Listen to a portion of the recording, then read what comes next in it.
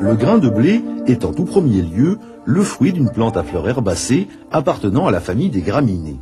Ce fruit particulier, qui ne s'ouvre pas tout seul, est qualifié de caryopse.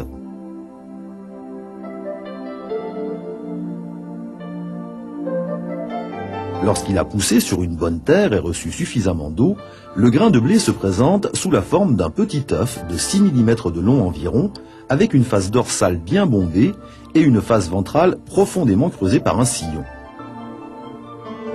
Un réseau de protéines, constitué en grande partie de gluten, s'intercale entre les grains d'amidon.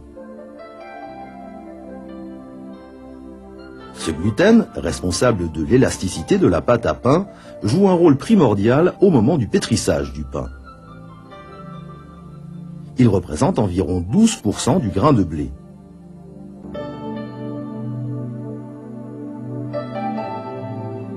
Dès ce moment-là, le cultivateur commence à intervenir dans son champ pour y apporter, selon les mois et les besoins de la plante, des engrais, des désherbants, des insecticides qui protégeront la culture des parasites et lui apporteront les substances minérales indispensables à un bon développement.